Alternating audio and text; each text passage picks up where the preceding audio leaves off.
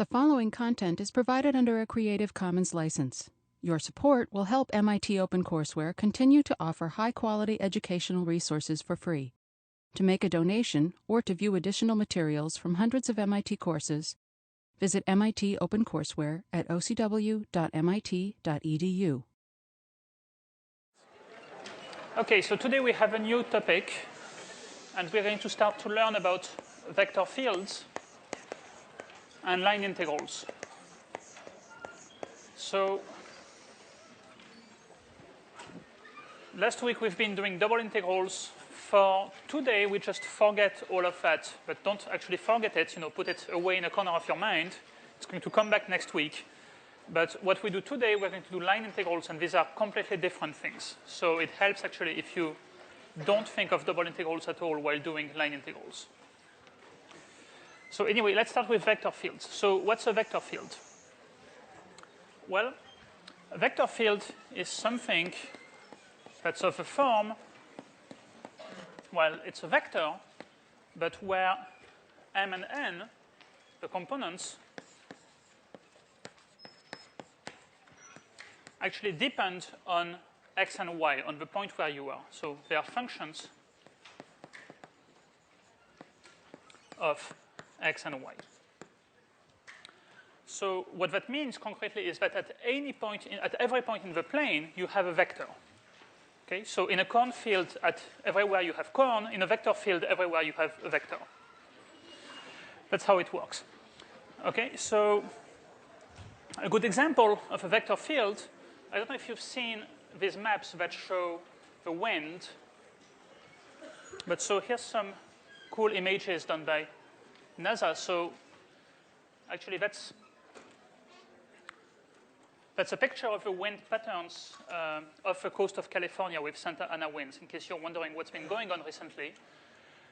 So you have all of these vectors that show you the velocity of the air basically at every point. I mean, of course, you don't draw it at every point because, if you draw a vector at absolutely all the points of a plane, then you just fill up everything and you wouldn't see anything.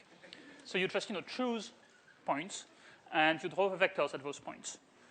So here's another cool image of it's upside down. That's a hurricane off the coast of Mexico with the winds spiraling around the hurricane. So anyway, it's kind of hard to see. You don't really see all the vectors. Actually, I guess the autofocus is having trouble with it.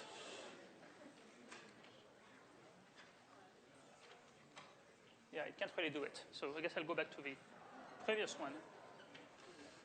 But, okay. So anyway, a vector field is something where at each point,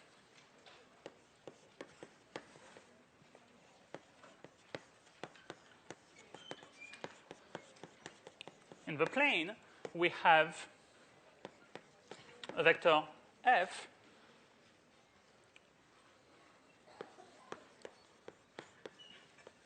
that depends on x and y.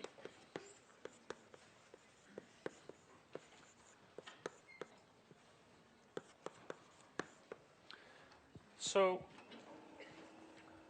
this occurs in real life when you look at velocity fields in a fluid. For example, the wind, that's what these pictures show. At every point, you have a velocity of a fluid that's moving.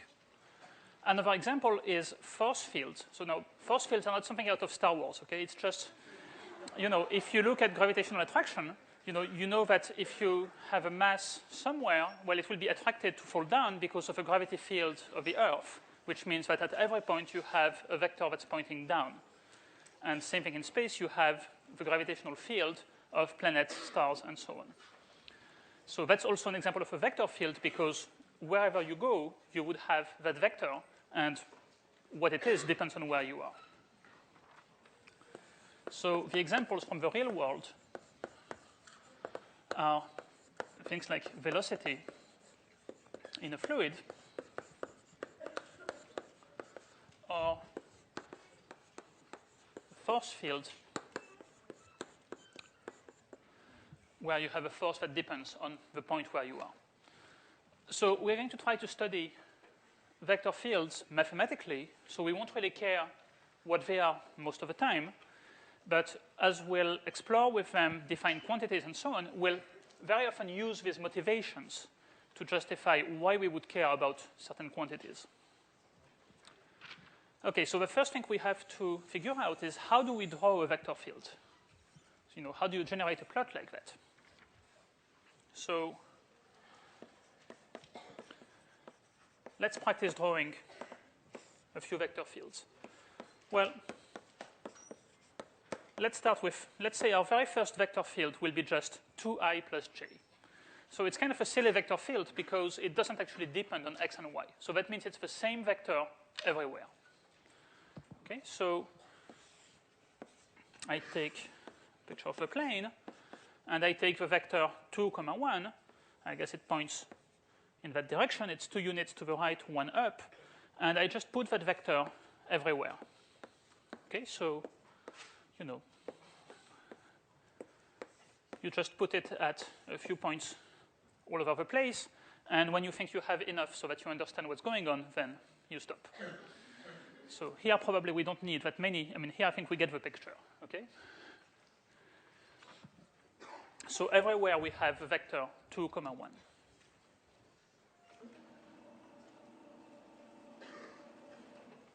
Now let's try to look at slightly more interesting examples.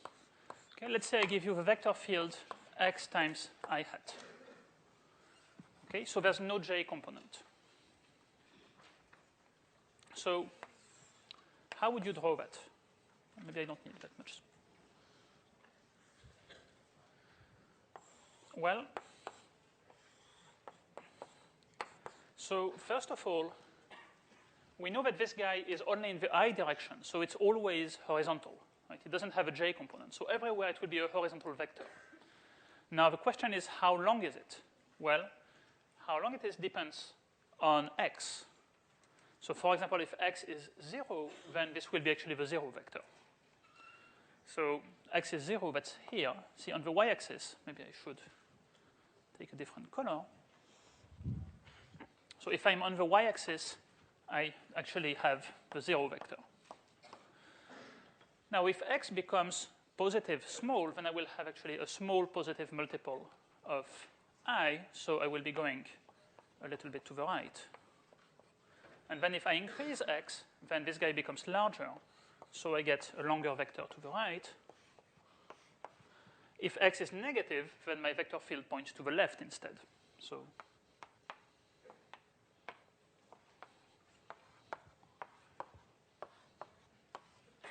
it looks something like that. Okay.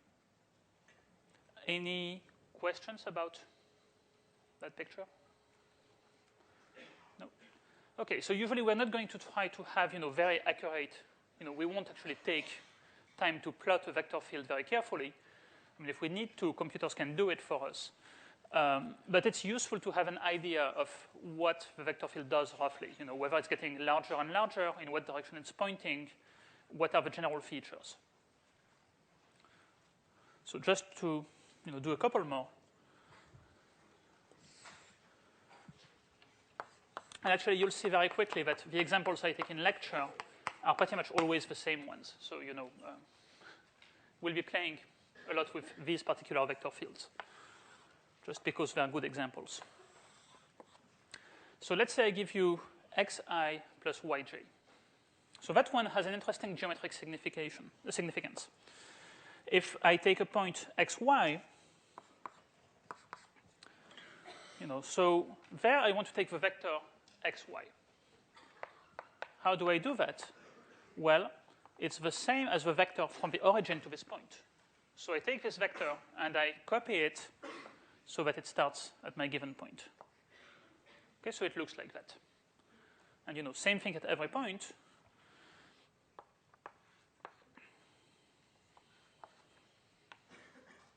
Oops. So it's a vector field that's pointing radially away from the origin, and its magnitude increases with distance from the origin.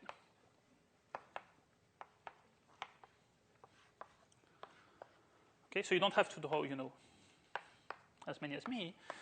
But so the idea is this vector field everywhere points away from the origin, and its magnitude is equal to the distance from the origin. So, if these were, for example, velocity fields, well, that would tell you, you'd see visually what's happening to your fluid. Like here, maybe you have a source at the origin that's spewing fluid out, and it's flowing all the way away from that. Okay, let's do just a last one. Let's say I give you minus y comma x. What does that look like? That's an interesting one, actually. It's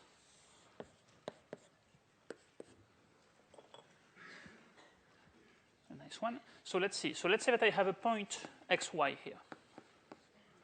Okay, so this vector here is x comma y, but the vector I want is negative y comma x. So what does that look like compared to? Yeah, it's perpendicular to the position to this vector. Okay, if I rotate this vector, so let me maybe draw a picture on the side.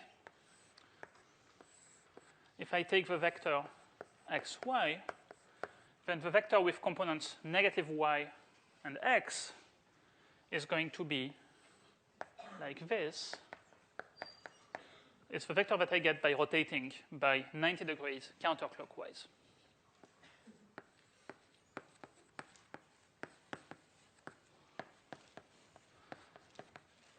And of course, I don't want to put that vector at the origin. I want to put it at the point xy. So in fact, what I will draw is something like this.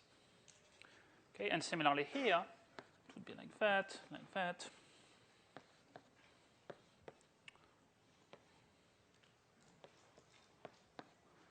And if I'm closer to the origin, then it looks a bit the same, but it's shorter. Okay, and at the origin, it's 0. And when I'm further away, it becomes even larger. So see, this vector field, if it was the motion of a fluid, it would correspond to a fluid that's just going around the origin in circles, rotating at uniform speed. Okay, so this is actually the velocity field for uniform rotation. And if you figure out, how long does it take for a particle of fluid to go all the way around, well, that will be actually 2 pi, because the length of a circle is 2 pi times the radius. So that's actually at unit angular velocity. 1 radian per second, or per unit time. Okay, so that's why this guy comes up quite a lot in real life. Okay, and you can imagine lots of variations on these. Of course, you can also imagine vector fields given by much more complicated formulas, and then you'll have a hard time drawing them. So maybe you'll use a computer, or maybe you'll just give up and just do whatever calculation you have to do without trying to visualize the vector field. But if you have a nice, simple one, then it's worth doing it, because sometimes it will give you insight about what we're going to compute next. Okay, any questions first about these pictures? No? Okay. Oh, yes. Sorry? Y and, you're asking if it should be Y and, so Y comma negative X, I think would be the other way around. See, for example, if I'm at this point, then y is positive and x is 0. So if I take y negative x, I get a positive first component and 0 for the second one. So y comma negative x would be a rotation at unit speed in the opposite direction. Okay? So yeah, and there's a lot of tweaks you can do to it. But so if you flip the signs, you get rotation in the other direction.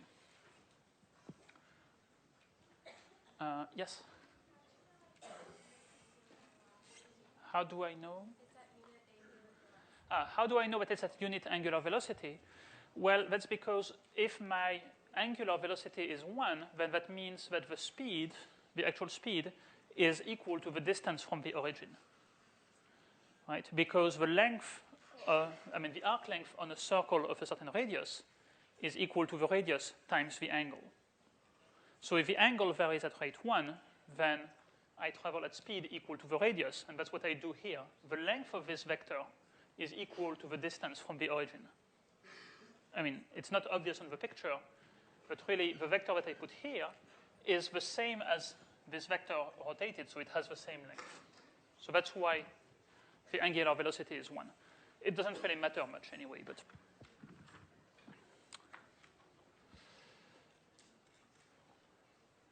Okay. So now what are we going to do with vector fields? Well, we're going to do a lot of things, but let's start somewhere. So one thing you might want to do with a vector field is, so I'm going to think for now of the situation where we have a force, okay? So if you have a force exerted on a particle, and that particle moves on some trajectory, then probably you've seen in physics that the work done by the force corresponds to the force dot product with the displacement vector, how much you have moved your particle. And of course, if you do just a straight line trajectory, or if the force is constant, that works well. But if you're moving on a complicated trajectory and the force keeps changing, then actually you want to integrate that over time. So, okay, so we're going to, the first thing we'll do is learn how to compute the work done by a vector field. And mathematically, that's called a line integral.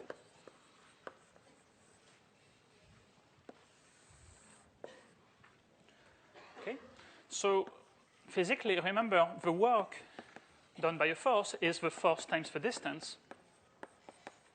And more precisely, it's actually the dot product between the force as a vector and the displacement vector for a small motion. So say that your point is moving from here to here.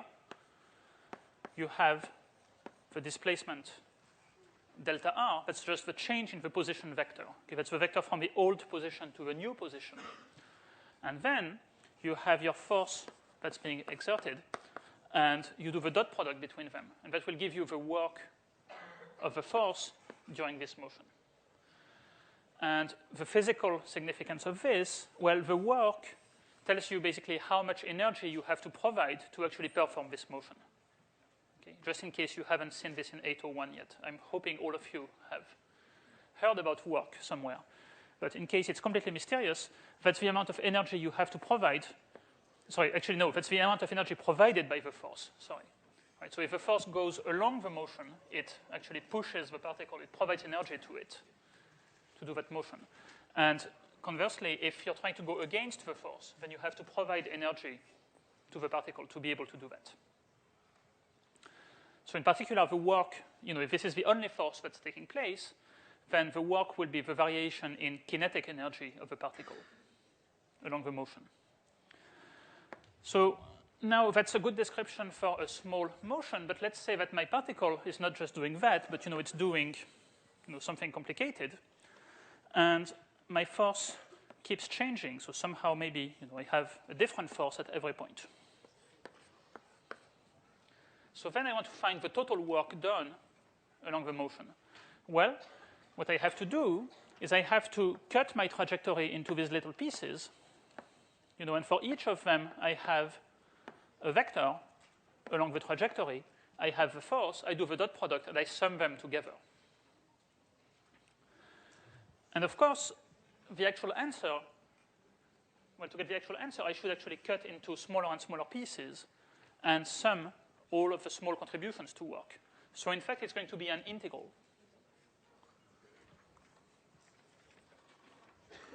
Okay, so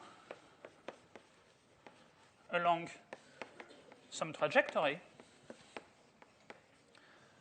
let's call C the trajectory for curve. It's some curve. And here, the work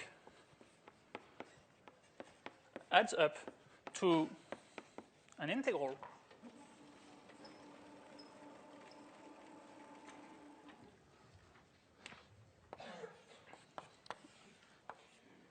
which, well, we write this using the notation integral along C of f dot dr. Okay, so we have to decode this notation. So one way to decode this is to say it's a limit as we cut into smaller and smaller pieces of the sum over each piece of the trajectory of the force at the given point dot product with that small vector along the trajectory.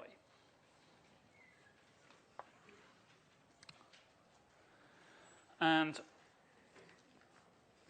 well, that's not how we're going to compute it. To compute it, we do things differently. So how can we actually compute it? Well, what we can do is say that actually we are cutting things into small time intervals. So the way that we split our trajectory is we just take a picture every, say, millisecond. So every millisecond we have a new position. And the motion, the amount by which you have moved during each small time interval is basically the velocity vector times the amount of time. So, in fact, let me just rewrite this as you do the dot product between the force and how much you have moved. Well, if I just rewrite it this way, nothing's happened, but what this thing is actually is the velocity vector.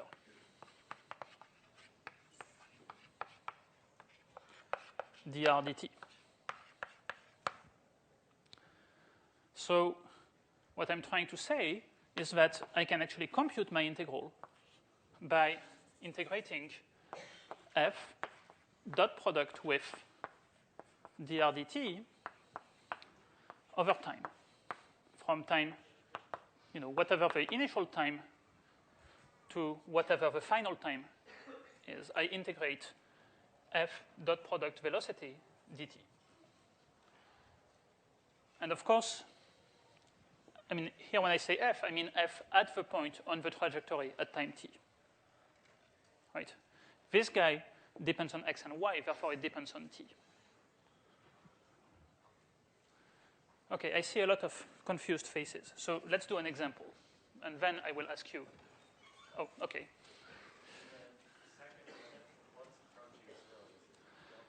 So now, yes, that would be probably. So here I need to put a limit as delta t tends to 0. I cut my trajectory into smaller and smaller time intervals. For each time interval, I have a small motion, which is essentially velocity times delta t, and then I dot that with a force, and I sum them. Okay, so let's do an example. Let's say that we want to find the work of this force. So I guess that's the last example that we had. Okay, so it's a force field that tries to make everything rotate somehow. Your force points along these circles. And let's say that our trajectory, our particle is moving along the parametric curve, x equals t, y equals t squared, for t going from 0 to 1. Okay, so what that looks like, well, maybe I should draw a new picture. So our vector field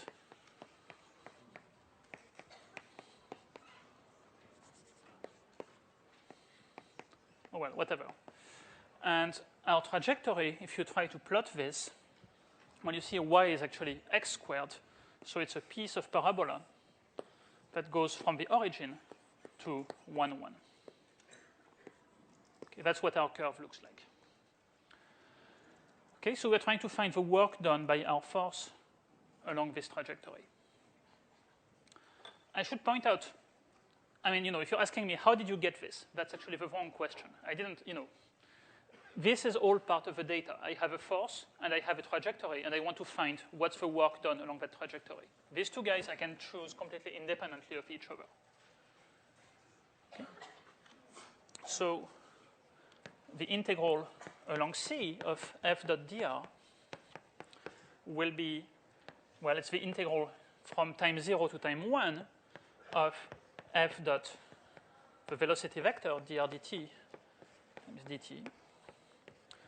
So that will be the integral from 0 to 1 of, okay, let's try to figure it out. So what is f? F at a point xy is minus y comma x. But if I take the point where I am at time t, then x is t and y is t squared. Okay, so here I plug x equals t, y equals t squared. That will give me negative t squared and t. Okay, so here I will put negative t squared t dot product. What is the velocity vector? Well, dx dt is just 1. dy dt is 2t. So the velocity vector is 1 and 2t dt. Okay? So now we have to continue calculation. We get integral from 0 to 1 of what is this dot product? Well, it's negative t squared plus 2t squared. I get t squared. Well, maybe I'll write it. Negative t squared plus 2t squared dt. That ends up being integral from 0 to 1 of t squared dt, which you all know how to integrate and get 1/3. Okay? So that's the work done by the force along this curve. Yes? Did you get that negative t squared plus 2t squared there at the end? Well, I got it by just taking the dot product between the force and the velocity. Okay? Sorry, that's, in case you're wondering, things go like this.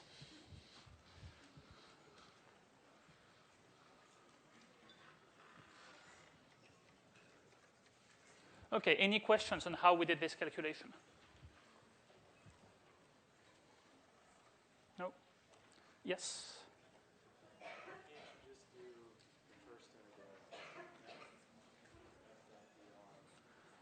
Why can't you just do f dot dr? Well, soon we'll be able to. We don't know yet what dr means or how to use it as a symbol.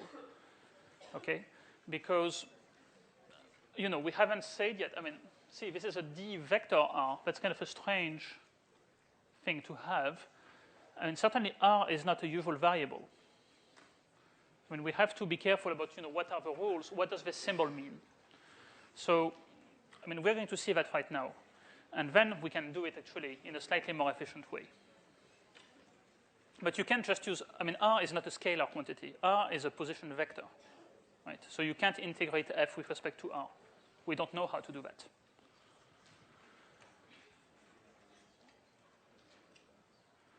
Okay. So, oh, yes, sorry. I can't see people up there because of the spotlights, but yes. If I were to do, sorry, I still can't hear you, sorry.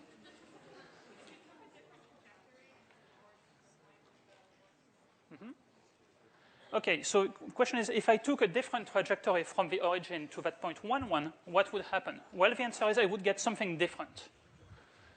Okay, so for example, let me try to convince you of that. For example, say I chose to instead go like this and then around like that. Then, first I wouldn't do any work because here the force is perpendicular to my motion, and then I would be going against the force all the way around, so I should get something that's negative. Okay, even if you don't see that, just, accept at face value what I'm going to say now. The value of a line integral in general depends on how we got from point A to point B. And that's why we have to compute it by using the parametric equation for the curve.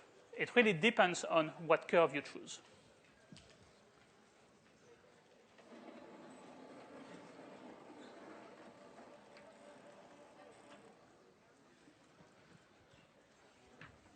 Okay.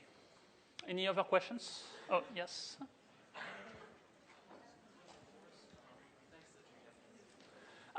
So yes, what happens when the force inflects the trajectory? Well, then actually you'd have to solve a differential equation telling you how the particle moves to find what the trajectory is. So that's something that would, be a very useful topic, and that's probably more like what you will do in 1803. Although maybe you actually know how to do it in this case. So what we're trying to develop here is a method to figure out if we know what the trajectory is, what the work will be. It doesn't tell us what the trajectory will be. But of course, we could also find that. But here, see, I'm not assuming, for example, that the particle is moving just based on that force. Maybe actually I'm here to hold it in my hand and force it to go where it's going. Or maybe there's some rail that's taking it on that trajectory or whatever. So I can really do it along any trajectory. And if I wanted to, if I knew that it's the case, then I could try to find the trajectory based on what the force is. But that's not what we are doing here.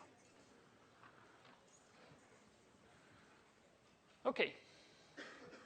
So next. Okay, so let's try to make sense. I mean, you asked a while ago, just a few minutes ago, what can we do directly with dr? So dr, see, becomes somehow a vector. I mean, when I replace it by dr dt times dt, it becomes something that's a vector, but with a dt next to it. So, in fact, well, it's not really new, but let's see another way to do it.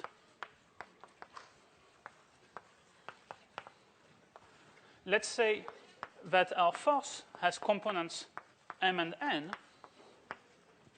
I claim that we can write symbolically vector dr stands for, it's a vector whose components are dx and dy. Okay.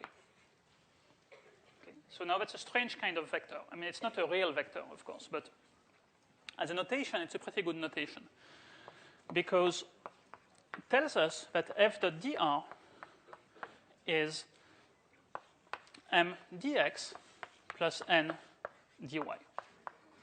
And so, in fact, we'll very often write, instead of f dot dr, line integral along C, we'll write the line integral along C of m dx plus n dy. And so in this language, of course, what we're integrating now, rather than a vector field, becomes a differential. But you should think of the two as being pretty much the same thing, right? It's like when you compare the gradient of a function and its differential. They are different notations, but they have the same content.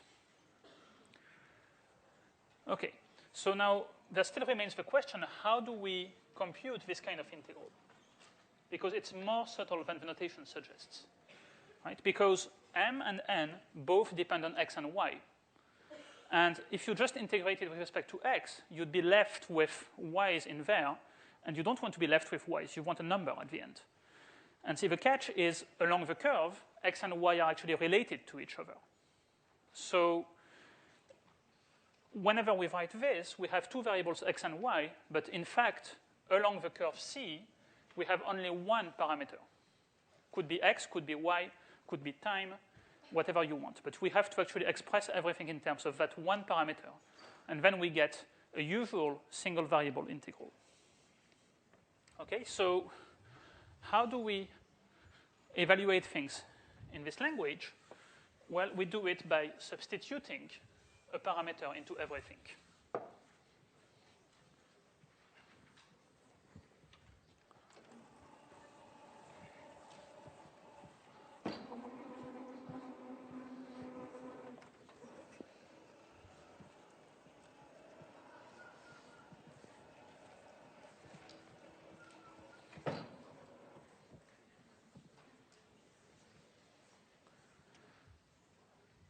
Okay, so the method to evaluate is to express x and y in terms of a single variable.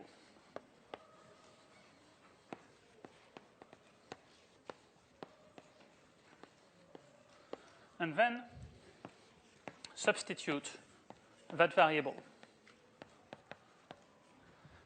Okay, so let's, for example, redo the one we had up there, just using these new notations. You'll see it's the same calculation, but with different notations. So in that example that we had, our vector field F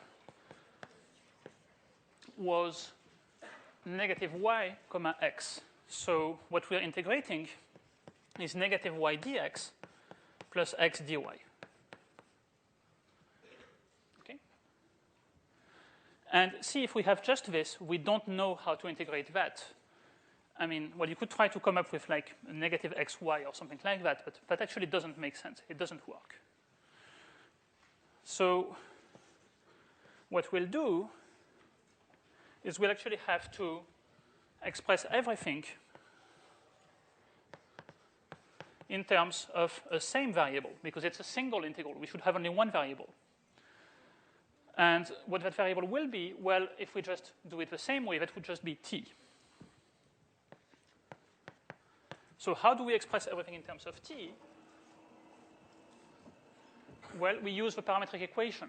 We know that x is t and y is t squared. Okay? So we know what to do with these two guys. What about dx and dy? Well, it's easy. We just differentiate. Dx becomes dt. Dy becomes 2t dt. Okay? I'm just saying in a different language what I said over there with dx dt equals 1, dy dt equals 2t. It's the same thing, but written slightly differently. So now, I'm going to do it again. I'm going to switch from one board to the next one.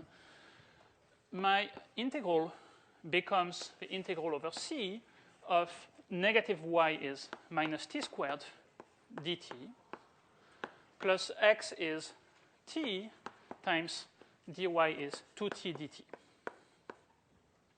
Okay? And now that I have only t left, it's fine to say, oh, I have a usual single variable integral over a variable t that goes from 0 to 1. So now I can say, yes, this is the integral from 0 to 1 of that stuff. Well, I can simplify a bit, becomes just t squared dt, and I can compute it. I have negative t squared, and then I have plus 2t squared. So I end up with positive t squared. Okay, it's the same as up there.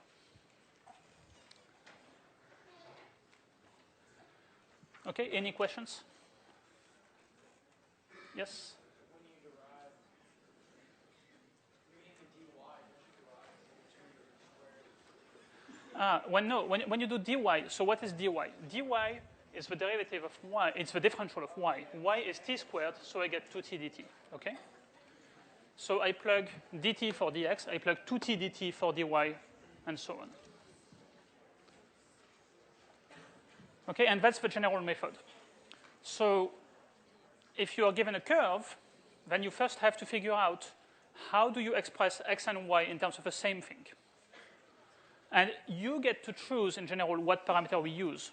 Okay, you choose to parameterize your curve in whatever way you want. So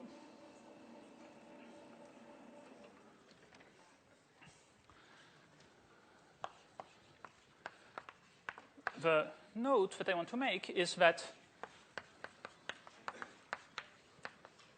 this line integral depends on the trajectory c, but not on the parameterization.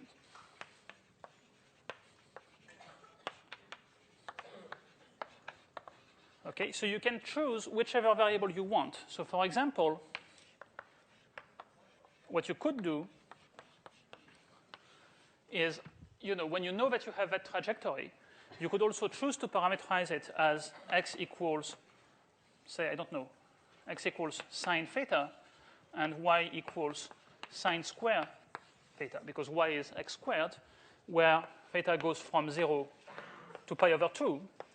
And then you could get dx and dy in terms of d theta, And you'd be able to do it with a lot of trig, and you would get the same answer. So that would be a harder way to get the same thing. Okay, so what you should do in practice is use the most reasonable way to parameterize your curve. If you know that here you have a piece of parabola y equals x squared, there's no way you will put sine and sine squared. You could set, x equals t, y equals t squared is very reasonable. You can even take a small shortcut and say that your variable will be just x. So that means x, you just keep it as it is. And then when you have y, you set y equals x squared, dy equals 2x dx, and then you have an integral over x. That works. Okay, so this one is not practical.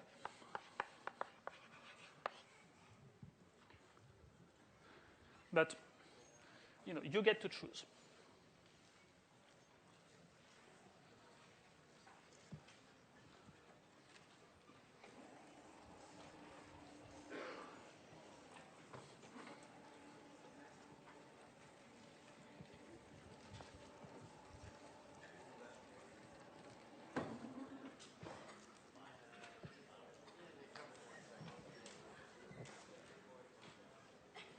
Okay.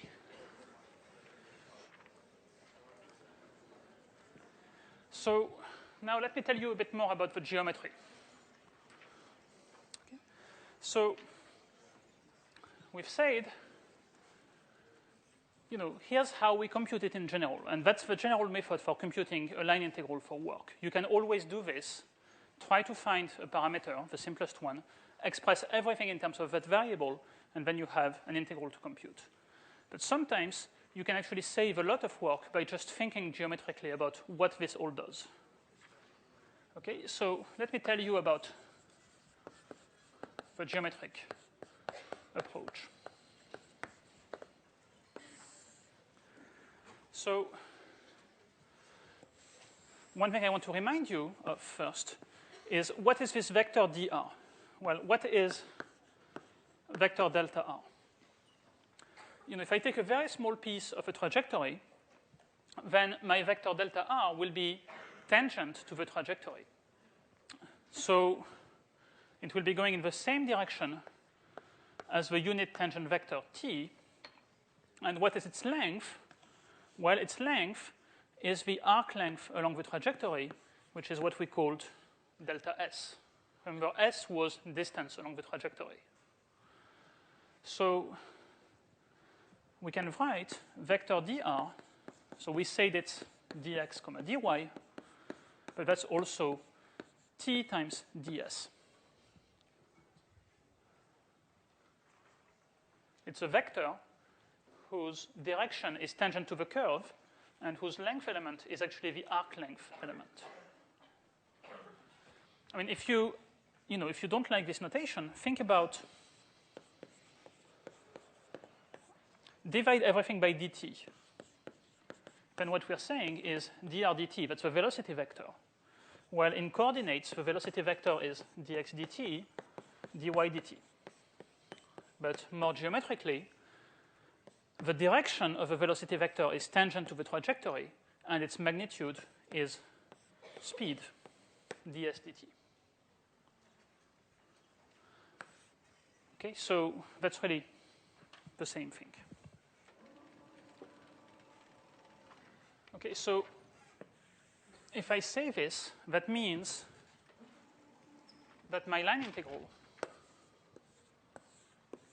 of f dot dr, well, I said I can write it as integral of m dx plus n dy. That's what I will do if I want to actually compute it by computing the integral. But if instead I want to think about it geometrically, I could rewrite it as f dot t ds. Okay, so now you can think of this, f dot t is a scalar quantity. It's the tangent component of my force. So I take my force and I project it to the tangent direction to the trajectory. And then I integrate that along the curve. It's still the same thing. Okay. And sometimes it's easier to do it this way. So here's an example. Let's say So, this is bound to be easier only when the field and the curve are relatively simple and have a geometric relation to each other. If I give you an evil formula with, x cubed plus y to the fifth or whatever, there's very little chance that you will be able to simplify it that way. But let's say that I'm doing, say, my trajectory is just a circle of radius a centered at the origin. Let's say I'm doing that counterclockwise.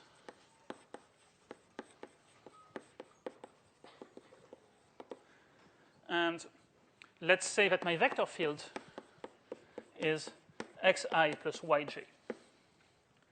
Okay, so what does that look like? Well, so my trajectory is just this circle. My vector field, remember xi plus yj, that's the one that's pointing radially from the origin. So hopefully if you have good physics intuition here, you already know what the work is going to be. Right? It's going to be 0 because the force is perpendicular to the motion. Well,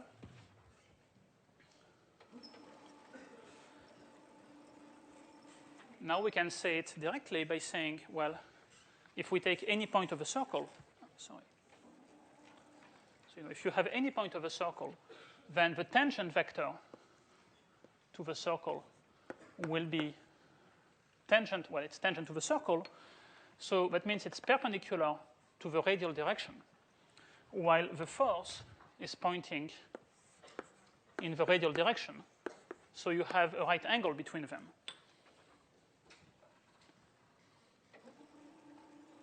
So f is perpendicular to t, so f dot t is 0, and the line integral of f dot t ds is just 0. See, that's much easier than writing, well, this is integral of x dx plus y dy. What do? Well, we set x equals a cosine theta, y equals a sine theta. We get a bunch of trig things. Oh, it cancels out to 0. It's not much harder, but we saved time by not even thinking about how to parameterize things. Let's just do a last one. That was the first one. Let's say now that I take the same curve C, but now my vector field is the one that rotates. Negative yi plus xj. Okay, so that means along my circle, the tangent vector goes like this, and my vector field is also going around. So in fact, at this point, the vector field will also be going in the same direction. Okay? So now f is actually parallel to the tangent direction. So that means that the dot product f dot t, remember that's the component of f in this direction, that will be the same as the length of f. Right? But what's the length of f on this circle if this radius is a? It's just going to be a. That's what we said earlier about this vector field. So at every point, this dot product is a. Now we know how to integrate that quite quickly.